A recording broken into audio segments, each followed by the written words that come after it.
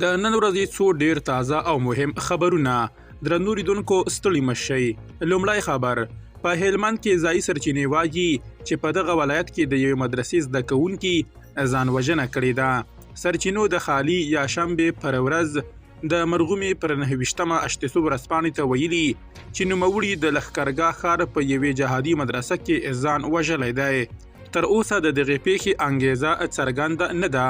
اسلامي امارت هم په دې اړه څه ویلي نه دي، که څه هم د دغې ځان وژنې لامل څرګند نه دی. خو په افغانستان کې د مدرسو پر زده کوونکو فشار او تاوتریخوالی یوه عادي چاره ګڼل کیږي. دویم خبر په کاپیسا کې د اسلامي امارت ځایي چارواکي وایي چې په دغه ولایت کې د ځنګله د ویش پر سر 2 کورنیو وسلواله شخړه کړې چې له امله یې یو عمر خوړلی کس وژل شوی او 21 نور ټپیان شوي دي. دا وسلواله نښته د خالي یا شنبې پر ورځ د مرغومې پر 29مه په آلاسای ولسوالۍ کې د چایخیل او معصوم کلو اوسیدونکو ترمنځ شوې ده. په کاپیسا کې د اسلامي امارت امنیه قومندانۍ په یوې خپرې کړې خبرپاڼه کې د ټپیانو وضعیت د ډاډ وړ بللی دی. د خبرپاڼې پر بنسټ په پیښه کې تورن کس نیول شوی دی. د پیښې په ټپیانو کې د هر عمر کسان دي. له دې وړاندې هم د هیواد په ځینو ولایتونو کې ورته پیښې شوي دي. دریم خبر د اسلامي امارت یو شمېر چارواکو نن په خوست کې د یوې دینی مدرسې په فراغت غونډه کې د عصري زده کړو پر اړتیا ټینګار کړی. په غونډه کې د اسلامي امارت د بهرنیو چارو وزارت سیاسي مرستیال عباس تانکزي پر عصري زده کړو د ټینګار ترڅنګ ویلي چې د پوهنتون او مدرسې واټن واکمني له منځه وړي. ورته مهال په دې ناسته کې د اسلامي امارت د ریاست الوزرا اقتصادي مرستیال مولا برادر د مدرسو له فارغانو غوښتي چې له عصري زده کړو سربیره له ټکنالوژي سره هم ځانونه بلد کړي. مولا برادر د مدرسو فارغانو ته ویلي چې د وګړو د رښتینې چوپړ لپاره ټولنیزې او نومهالیزې زده کړې اړینې دي. د اسلامي امارت یو شمېر چارواکي داسې مهال پر عصري زده کړو ټینګار کوي چې د ملا هیبت الله لخوا پر ښوونځیو او پوهنتونونو له بندیز وروسته په ټول هیواد کې د ښځو پر روغتیایي زده کړو هم بندیز ولګول شو. تیره اونۍ د اسلامي همکاریو ټولنې ناسته چې په اسلامي ټولنه کې د نجونو د زده کړو پر ارزښت په اسلام آباد کې رابلل شوې وه، له بلنې سربیره پکې هم اسلامي امارت ګډون ونه کړ.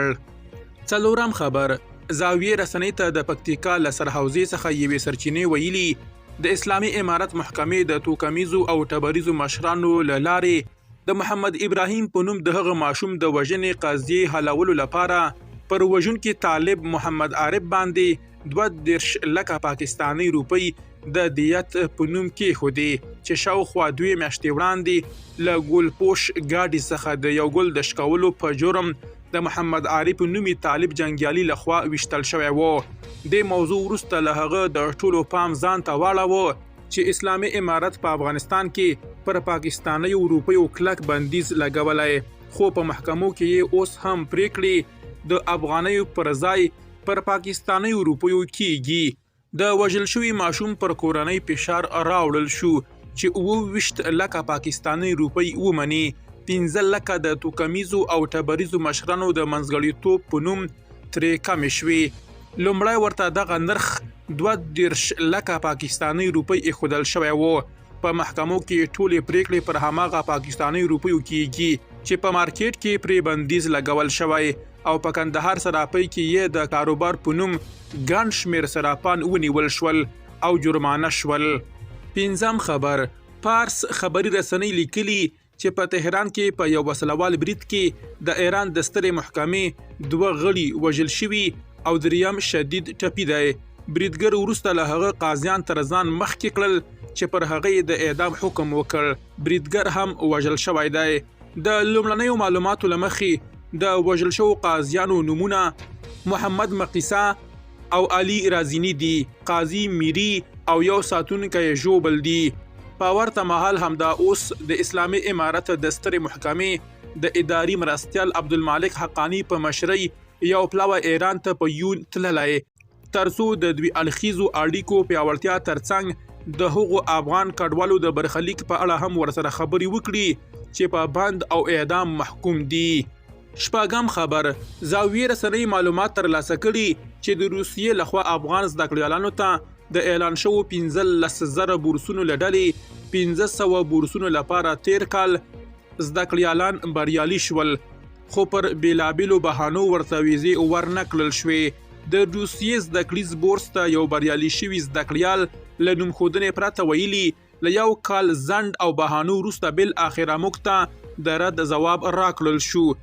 په کابل کې د روسیې د پوهنې او کلتور بنسټ مسؤلانو موږ ته ویلي د اسلامي امارت لوړو زده کړو وزارت او په ځانګړې توګه مولا نظام محمد ندیم موږ ته یو لیک رااستولی او پکې لیکلي دي د ملا هیبت الله په امر نور هیڅ افغان زده کړیال بهر ته د لوړو زده کړو لپاره نشي تللی او د همدې امر پر بنسټ زموږ وزارت نور د روسیې زده کړیز بورسونه نه مني.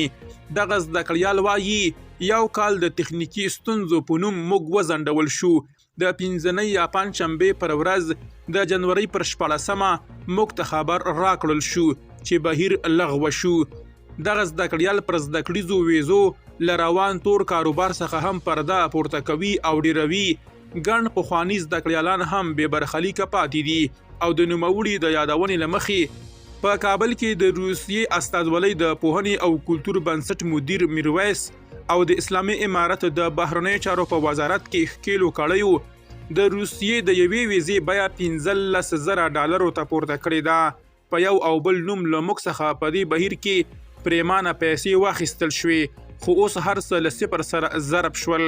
په کابل کې د روسیې استازولۍ او د اسلامي امارت د بهرنیو چارو په وزارت کې ښکېلې ډلې ویزې راوباسي او په تور بازار کې پلوري. د اروپا په تکل وتلي ځوانان دغه ویزې په لوړه بیه اخلي، خو ډیر یې له نیمې لارې بیرته راستانه شي. د روسیې استازولي هر کال د ویزو د پلور له لارې میلیونونه ډالر ټولوي. اووم خبر، زاویې رسنۍ د کلو د بیارغونې او پراختیا په وزارت کې د یوې ډلې په اړه معلومات ترلاسه کړي چې د کلیوالي پروژو تړونونو کې برخه اخلي. دوی په ولسوالیو او کلو کې د نړیوال بانک له همکارو سیمه ایزو ټولنو څخه دغه تړونونه په وزارت کې د پروپوزلونو د تایید په بدل کې ترلاسوي. دغه ډله د اسلامي امارت وزیر محمد یونس اخوند د دفتر مشر او د هغه د یو خپلوان حاجی خلیل لخوا رهبری کیږي. دوی د نړیوال بانک پر همکارو سیمه ایزو ټولنو فشار راوړي چې د کلیوالي پروژو په تړونونو کې ورته برخه ورکړي. په کلو کې د دوی کسان وګماري او څرګنده سلنه ورته ورکړي. په بدل کې یې دوی په وزارت کې د ټولنو پروپوزلونه د هغوی په خوښه لاسلیک او ټاپه کوي. د کلیو د بیارغونې او پراختیا وزارت دې ډلې د دغو تړونونو د ترلاسولو لپاره خپل شرکتونه جوړ کړي او دا مهال د افغانستان په جنوبي ولایتونو کې له سیمه ایزو ټولنو څخه ډیرکای کلیوالي تړونونه هم دوی نیولي دي. درنو لیدونکو له مالتیا مو مننه.